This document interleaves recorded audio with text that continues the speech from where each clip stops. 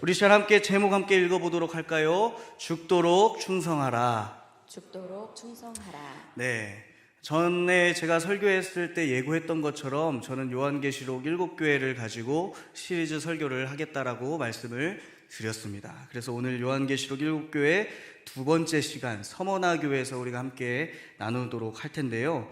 서머나는 에베소 북쪽으로 약 64km 떨어진 해안에 위치한 도시 중에 하나입니다. 해안에 위치해 있어서 여기 역시도 큰 항구가 위치해 있기에 아주 좋은 지리적 요건을 갖추고 있습니다. 그래서 그 지역이 상당히 풍요로웠고 에베소와 마찬가지로 잘 사는 도시 중에 하나였습니다. 오늘날 서머나는 튀르키예에서 세 번째로 큰 도시로서 오늘날에는 이즈미르라고 하는 이름으로 불리고 있습니다. 우리 지도를 한번 보시면 서머나의 위치가 저렇게 되어 있습니다. 튀르키예의 최서쪽 지역, 그러니까 그리스 오른쪽 에게해를 끼고 에게해 동쪽 편에 위치한 서머나 도시가 바로 저기에 있습니다. 제가 7교회 투어를 결정하고 가장 먼저 간 곳이 바로 이 서머나 이즈미르라고 하는 지역이었습니다. 어떤 도시보다도 이스탄불 다음으로 차가 정말 많이 붐비는 도시 중에 하나였습니다. 그만큼 상업적인 도시이고 발달된 도시로서 존재하는 그 이즈미르였는데요. 튀르키예 수도였던 앙카라에서 이즈미르까지 차로 8시간이 걸렸습니다. 그래서 중간에 있는 우리 스타벅스 아시죠? 여기 튀르키예도 스타벅스가 감사하게 곳곳에 배포가 되어 있는데 중간 지역을 딱 하나 4시간 거리에 있는 위치를 하나 정해서 4시간 운전하고 한 30분 쉬었다가 4시간 다시 이즈미르로 이동했던 그 기억이 있습니다. 오전에 출발했는데 저녁에 이제 도착하는 그런 것을 목격하게 되었습니다. 8시간을 운전을 하니까 얼마나 피곤했겠습니까? 빨리 숙소에 들어가고 싶고 빨리 좀 쉬고 싶고 이제 다음 여정을 준비하겠다라는 마음을 품고 있었는데요. 그런데 마음을 녹이는 장면을 목격했습니다. 서머나는 해안 도시였기 때문에 또 아까 서머나가 튀르키예 서쪽에 위치한 것을 보셨죠? 그러면은 해는 어디에서 뜨고 어디에서 지죠? 동쪽에서 떴다가 서쪽으로 지는. 그래서 제가 차를 운전하다가 그 석양이 내리고 있는 모습을 발견하고 마음을 많이 녹이게 되었습니다. 그 사진을 준비를 했는데요. 정말 담을 수 없는 아름다움. 이게 사진기로는 한계가 있더라고요. 가장 큰 좋은 사진기는 우리의 눈이라고 얘기하는 것처럼 정말 다 담을 수 없는 옆에 사진이 지금 어두워서 잘 보이지는 않지만 저기가 절벽입니다. 그래서 차를 어떻게든 잠깐 갓길에다 세워서 도로가 포장되어 있지도 않은데 차를 얼른 이게 이제 지나가면 못 볼 것 같아가지고 얼른 차를 주차해놓고 옆에서 이제 석양을 바라보면서 또 이제 아름다움을 느끼고 사진을 찍었던 그 기억들이 있습니다. 옆에 있는 사진은 제가 숙소를 해안가 지역으로 잡았는데 숙소에서 보이는 바다의 모습이었습니다. 정말 말로 할 수 없는 그 아름다움, 그 어떤 말로도 표현할 수 없는 그 아름다움을 목도했던 그 지역이 바로 이 이즈미르 지역이었습니다. 정말 아름다운 도시로 알려져 있는 이 이즈미르, 서머나는 로마에 충성하는 편을 선택했던 도시였습니다. 그래서 요한계시록에 나오는 7교회들이 이제 로마에 속하는 그런 상황들을 맞이하게 되는데요. 에베소와 마찬가지로 번창하는 상업 중심지였고 또 아시아의 에베소, 버가모, 사대와 함께 중요 도시로 존재했던 이 지역이 바로 서머나 지역입니다. 에베소 이상으로 그러다 보니까 어떤 게 많은 어려움들이 있었냐면 잘 사는 곳에는 항상 우상이 따라오는, 우상이 그 어떤 지역보다 왕성하게 존재하는 곳이 바로 이 서머나 지역이었던 것이지요. 서머나 유적지와 교회 이미지를 같이 한번 보실 텐데요. 서머나 유적지는 사실 에베소에 비해서 그렇게 넓은 유적지는 아니었습니다. 우리 7교회를 혹시라도 계획하고 계신 분들이 계시다면 우리 관광의 목적으로 간다면 조금 실망을 많이 하실 수도 있습니다. 이 서머나 고대 유적지는 제가 총 도는데 30분밖에 걸리지 않았습니다.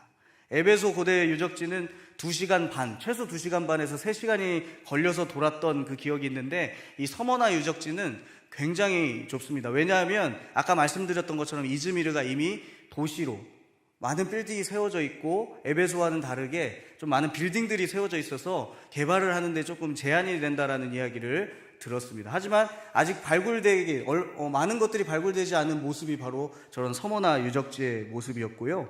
또 서머나 고대 유적지를 조금 벗어나면 북쪽으로 좀 올라가면 폴리캅 기념교회가 있습니다. 이 폴리캅 기념교회가 실제로 튀르키예는 이슬람 지역인데 십자가를 달고 있는 교회가 제가 두 곳을 봤습니다. 바로 이즈미르랑 이스탄불에서는 이렇게 걷고 있었는데 갑자기 어디서 찬양 소리가 들리는, 거기도 금요 집회가 있었던 것 같습니다. 금요일에 이렇게 돌아다니고 있었는데 찬양 소리가 들릴 정도로 교회들이 존재하는 곳이 바로 이스탄불과 이 서머나, 이즈미르 지역이었는데 이 교회가 바로 폴리캅 기념교회입니다. 사실 제가 이 교회는 직접 가보지는 않았습니다. 왜냐하면 여기가 지금 내부를 복원한다고 해서 내부를 들어갈 수가 없는 상황이라 제가 지금 구글 지도에 있는 사진들을 좀 가져와서 함께 지금 공유를 하고 있는데, 내부는 정말 오는 날의 성당과 다르지 않을 정도로 예배를 드리며 그런 모습들로 지금 유지를 하고 있다라는 이야기를 듣게 되었습니다.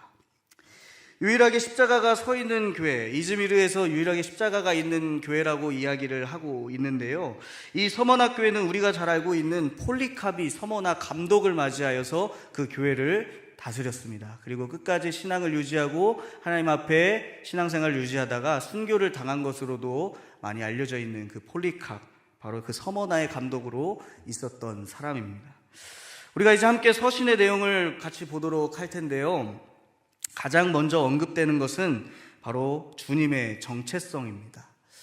요한계시록 서신서의 곳곳에 등장하는 이제 7교회에 보내는 그 서두에는 항상 이 주님의 정체성에 대해서 다루고 있습니다.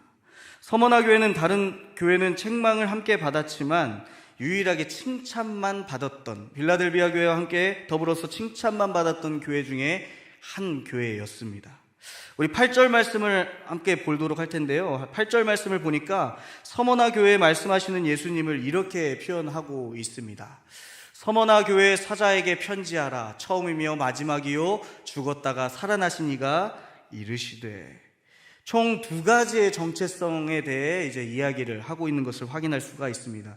먼저는 예수님에 대해서 이렇게 이야기하고 있습니다. 처음이며 마지막이신 분.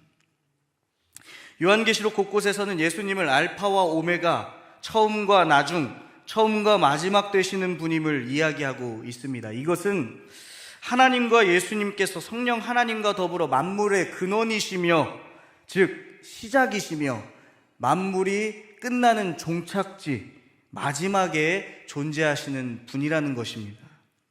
이 세상의 모든 피조물은 왔다가 끊기고 멈추지만 영원하신 하나님께서는 처음과 마지막까지 함께 하신다라는 것을 나타내고 있는 표현인 것이지요.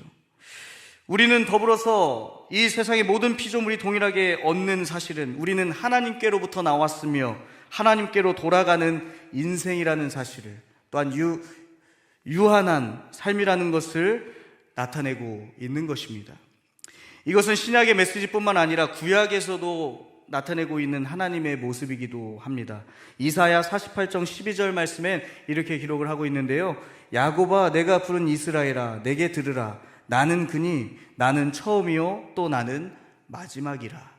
그러니까 요한계시록에만 등장하는, 신약에만 등장하는 알파와 오메가, 처음과 마지막 되신 하나님이 아니시라 구약에서도 역시 처음과 마지막으로 등장하는 하나님의 정체성을 예수님이 가지고 계신다라는 것입니다. 그 사실을 우리는 믿음으로 바라보아야 되고 우리가 그 영원하신 하나님을 의지하며 살아가야 되는 이유가 여기에 있는 줄로 믿습니다. 그리고 예수님에 대해 이렇게 이야기합니다. 두 번째 정체성이죠. 죽었다가 살아나신 이가 이르시되. 이것은 곧 부활하신 예수 그리스도에 대해 이야기를 하고 있습니다. 그렇다면 이 정체성을 왜 서머나 교인들에게 보내고 있을까? 바로 이 서머나 교인들이 가장 중요한 정체성으로 삼고 있었던 것이 바로 이 부활신앙이었기 때문입니다. 그 어떤 곳보다도 고난과 환난을 당했던 서머나 교인들이, 그들이 그 고난을 견딜 수 있었던 것은 바로 이 부활신앙, 이 세대에서, 이 인생 가운데서 고통을 다 감당하고 그 죽음 너머에 있는 하나님 나라를 바라보며 부활신앙으로 살아갔던 그 서머나 교인들이 가졌던 신앙이 바로 여기에 있었기 때문입니다. 부활하신 예수 그리스도는 서머나 교인들은 부활신앙을 가지고 꿈꾸며 신앙을 지키며 살고 있었음을 나타내고 있는 것입니다. 교회를 다니는 우리 역시 그 어떤 소망이 아니라 바로 이 소망을 품고 살아가야 될 줄로 믿습니다. 사랑하는 성도님들, 우리가 오늘 아침에 눈보라를 뚫고 하나님의 전에 나와 예배를 드리는 이유가 무엇입니까? 나의 만족과 유익을 위해서입니까? 그저 내가 오늘 예배를 드리지 않으면 안 될 것 같은 그 불편한 그 양심에서 나오는 그 마음 때문에 예배를 드리는 것입니까? 아니지요. 나를 영원한 생명 가운데로 이끌어 주시는 그 하나님의 은혜를 알기 때문에 우리가 눈보라를 뚫고 이 예배 자리로 나온 줄로 믿습니다. 바로 우리의 소망이 여기에 있는 것이지요. 교회를 다니는 우리 역시 마찬가지라고 말씀을 드렸습니다. 사도 바울은 부활에 대해서 우리의 시민권은 결국 하나님 나라에 있기 때문임을 이야기하는데요. 우리 빌립보서 3장 20절에서 21절 말씀 함께 읽어보도록 하겠습니다. 그러나 우리의 시민권은 하늘에 있는지라 거기로부터 구원하는 자 곧 주 예수 그리스도를 기다리노니 그는 만물을 자기에게 복종하게 하실 수 있는 자의 역사로 우리의 낮은 몸을 자기 영광의 몸의 형체와 같이 변하게 하시리라. 아멘. 우리는 이 세상에 거처를 두는 사람들이 아니라 이 세상 가운데서 무한하게 존재하는 사람들이 아니라 죽음 이후 부활하여 하나님의 나라에 하나님 백성으로 존재하는 자들이라고 말씀하고 있는 것입니다. 이것이 우리가 예수 그리스도를 믿는 이유가 되는 것이지요. 내가 하나님 나라 백성으로 살기 위하여 예수 그리스도를 구주로 고백하는 그 부활신앙을 믿고 살아가는 것. 오늘 말씀에서 나타난 것처럼 우리의 낮은 몸을 자기 영광의 몸의 형체와 같이 변하게 하시리라. 예수 그리스도만 부활하시는 것이 아니라 하나님 나라 백성으로 우리 역시 부활에 참여한다라는 것을 나타내고 있는 것입니다. 그렇다면 서머나 교회의 상황은 어땠을까요? 이런 정체성을 가지고 살아갔던 서머나 교인들의 상황, 그 상황은 9절 말씀에 나타내고 있는데요. 우리 9절 말씀도 함께 읽어보도록 하겠습니다. 내가 내 환난과 궁핍을 알거니와 실상은 내가 부요한 자니라. 자칭 유대인이라 하는 자들의 비방도 알거니와 실상은 유대인이 아니요 사탄의 회당이라. 아멘. 서머나 교회가 겪고 있는 두 가지 상황을 오늘 9절 말씀을 통해서 우리는 확인할 수가 있습니다. 먼저는 그들이 극심한 가난을 겪고 있다는 것입니다. 환난과 궁핍을 아신다.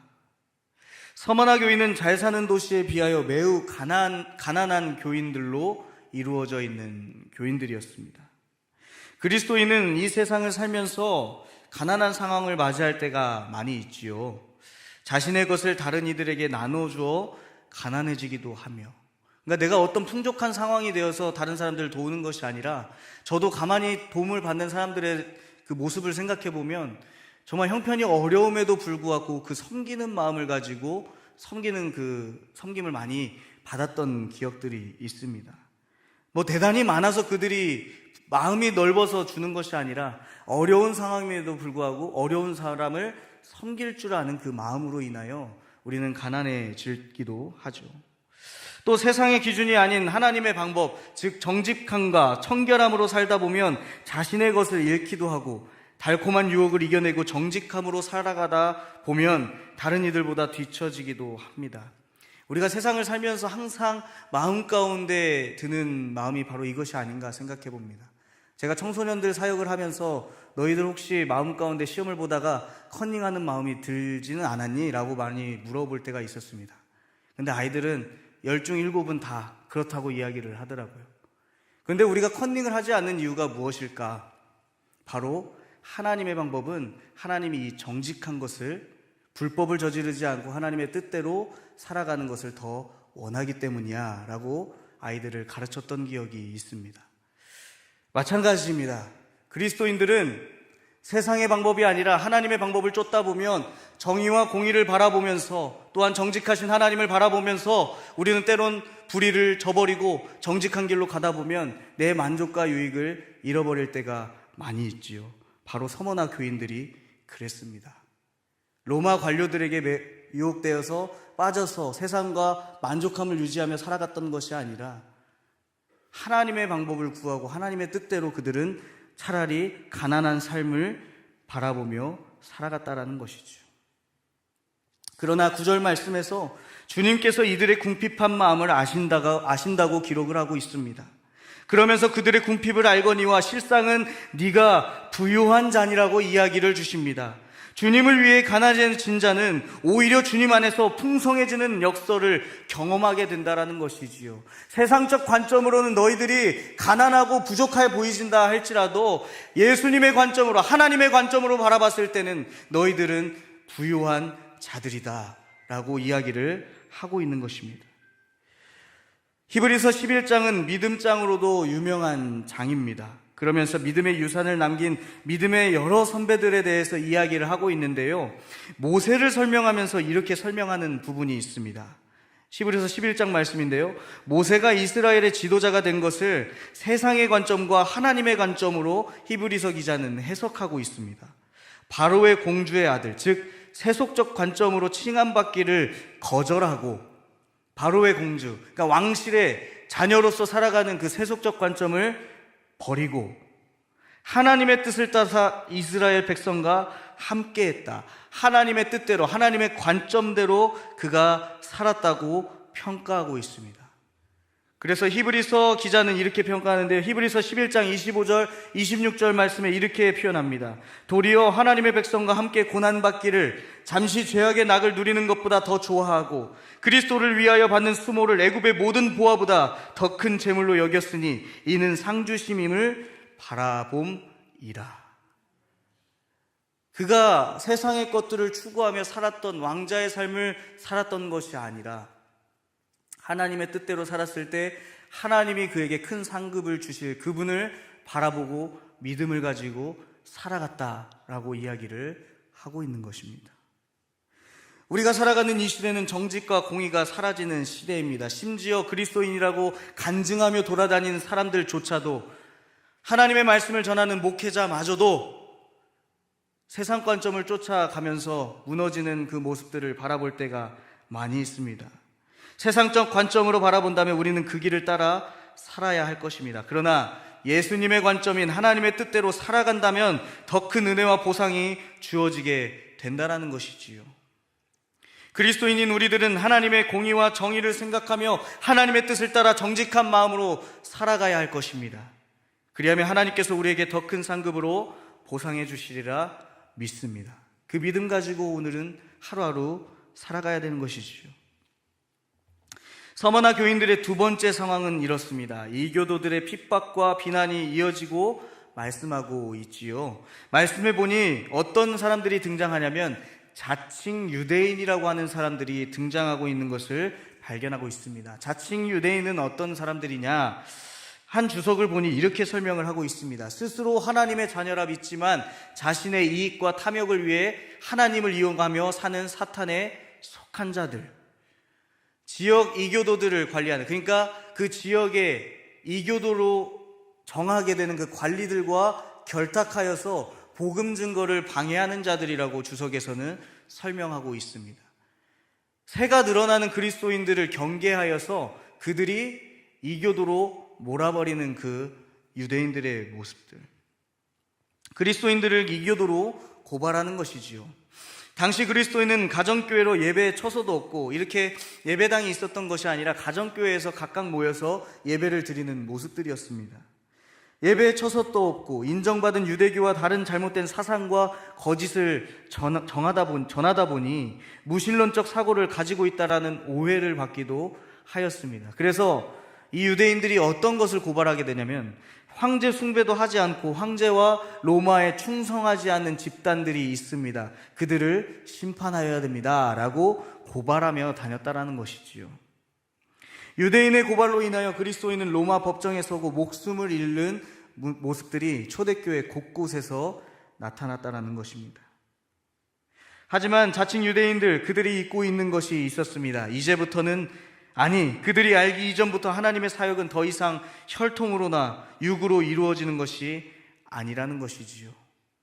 로마서 2장 28절 29절 말씀에서 사도 바울은 이렇게 고백하는데, 우리 세번역 말씀으로 함께 보도록 하겠습니다. 겉모양으로 유대 사람이라고 해서 유대 사람이 아니요, 겉모양으로 살갗이 할례를 받았다고 해서 할례가 아닙니다. 오히려 속사람으로 유대 사람이니가 유대 사람이며, 율법의 조문을 따라서 받는 할례가 아니라 성령으로 마음에 받는 할례가 참 할례입니다. 이런 사람은 사람에게서가 아니라 하나님에게서 칭찬을 받습니다. 자칭 유대인들이 쫓았던, 아니 하나님을 이용하면서 그들의 만족과 유익을 위하여 전통을 중시하며 살았던 그들의 모습으로 인하여 구원함을 받는 것이 아니라, 이제는 너희들의 마음 가운데 하나님을 구주로 고백하며 그 참된 마음을 보시는 하나님의 은혜로 이제 바뀌게 되었다라는 것이죠. 하나님의 백성이 되는 것은 예수 그리스도를 믿음으로 성령 하나님이 함께하는 자들이 하나님의 백성이며 하나님의 자녀가 되었다라는 것입니다. 악한 생각으로 하나님의 자녀를 핍박하는 자칭 하나님의 백성으로 여기는 그들은 오히려 하나님의 심판을 받게 될 사탄의 회당들이 될 것을 이야기하고 있는 것입니다. 서머나 교인들은 이런 어려운 상황들을, 사실 두 가지 상황으로 말씀을 드렸지만 더 큰 어려움들과 핍박과 환난들이 이 서머나 교인들을 괴롭히고 있었습니다. 그렇다면 이 서머나 교인들은 이런 어려운 상황을 어떻게 이겨냈던 것일까요? 예수님께서 어려운 상황을 이겨낸 서머나 교인들에게 권면과 칭찬을 하는데, 오늘 말씀의 핵심 구절이기도 한 10절 말씀 우리 같이 한번 읽어보도록 하겠습니다. 너는 장차 받을 고난을 두려워하지 말라. 볼지어다 마귀가 장차 너희 가운데에서 몇 사람을 옥에 던져 시험을 받게 하리니 너희가 10일 동안 환난을 받으리라. 내가 죽도록 충성하라. 그리하면 내가 생명의 관을 내게 주리라. 아멘. 지금까지 견뎌왔던 것처럼 끝까지 고난을 감당하라고 이야기를 하고 있습니다. 두려워하지 말고 용기와 신실함을 가지고 살아가라는 것이지요. 가혹한 세상 상황 속에서 용기를 내며 담대하게 살아가도록 예수 그리스도께서는 말씀하고 계신 것입니다. 10절에 보면 옥에 던진다는 표현이 등장합니다. 이것은 당시 서머나 관료들이 죄인들과 적대적인 자들에게 주는 형벌 중에 하나였습니다. 오늘날에도 그렇지만 옥에 갇히는 것은 죄의 유무를 떠나 수치가 되는 일이고, 당시 사소한 범죄가 아닌 중범죄자들에게만 주어졌던 형벌이었습니다. 그러니까 이 옥에 갇힌다라는 것은 그냥 자범 수준이 아니라 중대한 범죄를 저지른 자들만 옥에 가두는 그런 상황들이었다라는 것이죠. 서머나 교인들이 받게 될 고난은 세상의 비웃음과 비난과 수치와 치욕의 시간들이 될 것임을 이야기하는 것입니다. 그리고 더 이어서 나오는 표현이 있죠. 옥에 갇혀 10일 동안 환난을 당할 것이다 라고 말씀하고 있는데, 이것은 상징적 의미를 가지고 있는 표현입니다. 이 10일 동안 텍스트대로 10일 동안 갇히는 형벌이라고도 이해를 할 수가 있지만, 이 10일이라고 하는 표현은 상징적인 표현입니다. 먼저 이 10일이라는 표현은 우리가 다니엘서를 기억할 필요가 있습니다. 다니엘과 이어지는 부분들이 많은데요, 다니엘 1장에 보면 왕의 음식과 포도주를 먹으며 건강을 유지해야 한다라는 본문이 등장합니다.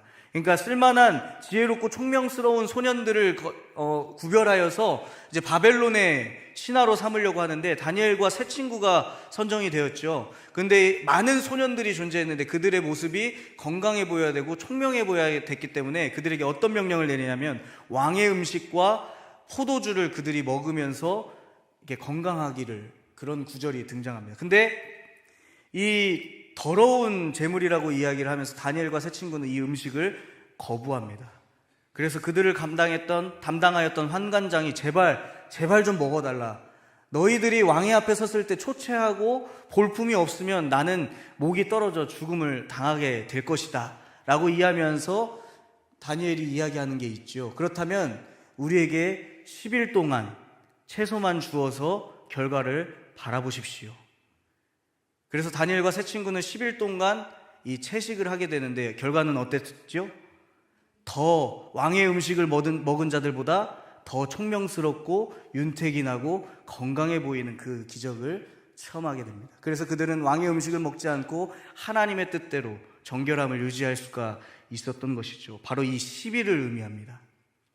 10일 동안 그들이 당하였던 이 시험은 결국 어떤 것으로 이어지게 되냐? 좋은 결과로 이어졌던 것처럼 너희들이 환난 가운데 당할 이 10일, 고통 가운데 있는 이 10일, 이 너머 좋은 결과를 주실 그 하나님을 기대하라는 것이죠. 더불어서 어떤 거냐면 너희들이 이 세상 가운데서 겪는 고난은 잠깐 왔다 가는, 스쳐 지나가는 고난이지만 너희가 받게 될 그 영원한 나라에서는 영원히 축복을 얻게 되는 축복이 너희들을 기다리고 있다라는 것을 서머나 교인들에게 이야기하고 있는 것이죠.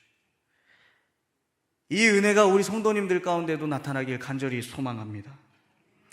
하나님의 보상에 비해 이 땅에서 받는 환난은 일시적이고 잠깐의 시간뿐임을 우리는 기억해야 될 것입니다. 세상의 유혹과 만족이 우리를 유혹한다 할지라도, 하나님과 멀어지려고 술수를 벌인다고 할지라도 우리는 그것을 감당하며 이겨내며 하나님께로 나아가야 할 것입니다. 왜냐하면 하나님이 우리에게 부어주실 크신 은혜가 우리를 기다리고 있기 때문이지요. 그리고 말씀하십니다. 내가 죽도록 충성하라. 죽도록 충성하라. 일반적으로 충성이란 단어는 군대에서 많이 사용하는 단어입니다. 우리 충성이라고 하는 단어를 의미를 찾아보니까 이렇게 기록을 하고 있습니다. 참 마음에서 우러나는 정성이라는 뜻을 가지고 있습니다. 참 마음에서 우러나는 정성. 보통 국가와 임금에게 몸과 마음을 다하고 목숨을 다하여 헌신하는 것이라고 기록을 하고 있습니다. 군인들의 명령 수행이 바로 그런 것이지요. 전쟁에서 지휘관의 명령을 목숨을 다하여 수행하는 것. 그렇다면 말씀을 받는 우리에게 충성은 무엇을 의미하는 것입니까? 하나님 나라 백성으로서 주님께 나타날 충성을 의미하는 것입니다. 마가복음 8장 35절 말씀에 이렇게 기록하고 있습니다. 누구든지 자기 목숨을 구원하고자 하면 잃을 것이요, 누구든지 나와 복음을 위하여 자기 목숨을 잃으면 구원하리라. 예수 그리스도를 위하여 목숨을 다하여 충성하는 자에게 주어지는 은혜를 마가복음에서 예수 그리스도께서 이야기하고 계신 것입니다. 하나님께서 생명의 강을 더불어 주신다고 말씀하고 있습니다. 생명의 강은 당시 경주에 승리한 자에게 주었던 월계관을 빗대어 표현한 표현입니다. 오늘날에도 올림픽을 금메달을 따게 되면 월계관을 주는 것처럼 이 당시에도 승리한 장군이나 승리한 자들에게 월계관을 수여하는 문화가 있었습니다. 생명의 면류관을 준다는 것은 결국 믿음의 여정과 선한 싸움을 충성스럽게 감당한 자들, 세상 가운데서 승리한 자들에게 주어질 영생의 면류관을 하나님께서 베풀어 주신다라고 말씀하고 있는 것이죠. 바로 우리에게 주어질 하나님의 상급인 줄로 믿습니다. 마지막 11절 말씀에서 서머나 교인이 받을 상급에 대해 다시 한번 확인을 시키십니다. 예수 그리스도를 따라 끝까지 이기는 자에게는 둘째 사망의 해를 받지 아니한다고 말씀합니다. 둘째 사망의 해. 모든 인간들은 첫째 사망, 곧 육신의 죽음을 맞이하게 됩니다. 이 땅에서 태어나 모든 사람들은 죽음을 맞이하게 되죠. 그것이 첫째 죽음인데, 둘째 사망의 해는 무엇을 이야기하는지 요한계시록 20장 14절에 등장하고 있습니다. 요한계시록 20장 14절 함께 읽도록 하겠습니다. 요한계시록 20장 14절 말씀입니다. 예, 감사해요. 사망과 음부도 불못에 던져지니 이것은 둘째 사막 곧 불못이라. 영원한 지옥불에 떨어지는 형벌이 둘째 사망으로 표현을 하고 있습니다. 결국 자칭 유대인들이 로마와 결탁하여 그리스도인들을 옥에 가두지만 최종적으로 둘째 사망의 때에 그들은 영원한 감옥 불못에 던져지는 심판을 받게 될 것이다 라는 것을 나타내고 있는 것입니다. 사랑하는 하늘빛 광성교회 성도 여러분, 요한계시록이 쓰이던 당신의 교회는 엄청난 핍박과 매일 하루하루가 목숨을 내놓는 신앙생활의 여정들이었습니다. 오늘날에는 교회를 다닌다고 해서 예수 그리스도를 구주라 고백한다고 해서 재판에 서거나 목숨을 잃지는 않습니다. 그러나 이 시대는 다른 것들이 목숨보다 귀한 것으로 여겨지는 시대가 되었지요. 어떤 사람에게는 돈이, 또 어떤 사람에게는 명예가, 또 어떤 이들에게는 정치적 신념이, 또 누구에게는 자신이 가진 가치관, 또 제가 가르쳤던 청소년들에게는 대학이나 성적, 그들의 외모가 지금은 목숨보다 더 중요한 가치로 삼으며 살고 있는 이 시대 가운데 우리가 지내고 있습니다. 너무나도 많은 사람들이 자신의 의에 갇혀서 주님을 떠나는 모습을 볼 때가 있지요. 자신들이 가졌던 그 신념이나 그런 것들이 우상이 되어서, 목숨처럼 여겼던 그런 것들이 우상이 되어서 하나님을 떠나는 모습을 발견할 때가 있습니다. 그렇다면 오늘 말씀을 통해 우리는 어떤 것을 바라보아야 할까요? 바로 나는 하나님께 정말 충성하고 있는가라는 사실입니다. 동시에 나는 자칭 그리스도인이 아니었는가를 우리는 스스로 점검해 보셔야 됩니다. 자칭 유대인들은 하나님께 충성한다고 이야기하지만 참 하나님이신 그분을 알아보지 못하고 하나님의 뜻을 거스르며 그를 십자가에 못 박는 그 모습들을 나타내었었습니다. 자칭 그리스도인이라 이야기하는 것은 나는 그리스도인이라 이야기하지만, 나는 교회 목사라고 이야기하지만, 나는 교회 항전직이라고 이야기하지만, 나는 교회를 다니는 성도라고 이야기를 하지만, 과연 나는 누구에게 충성을 하며 신앙생활을 하고 있었는가를 돌아보라는 것입니다. 내가 정말 목숨처럼 여겼던 것, 정말 하나님이, 예수 그리스도가 나의 목숨처럼 귀한 분이셨는가? 아니면 내가 다른 만족과 유익을 위해 쫓아 살아가며 살았던 것은 아니었는지 점검해 보아야 한다라는 것이죠. 예수 그리스도를 섬김이 만족과 유혹에 있어 거짓 충성을 하고 있는 것은 아닌가, 그것을 돌아보도록 오늘 말씀은 이야기하고 있는 것입니다. 역사지리로 보는 성경이라는 책이 있는데 거기에서 폴리캅 그분에 대해서 나오는 예화가 하나 등장을 합니다. 서머나의 총독은 폴리캅을 회유하려고 했는데 이미지 한번 띄워주실 수 있나요? 네, 폴리캅 이야기가 이렇게 등장합니다. 총독은 그래도 나이가 많았던 이 폴리캅을 살리려고 했습니다. 신앙을 배교하고 다시 돌아오도록 해서 그를 살리고 싶었는데 이렇게 이야기합니다. 내 앞에서 예수를 부인하고 황제에게 충성 맹세하면 당장 살려주겠다고 그를 회유합니다. 하지만 폴리캅은 이런 고백을 했다고 합니다. 지난 86년 동안 나는 예수님을 섬겼소.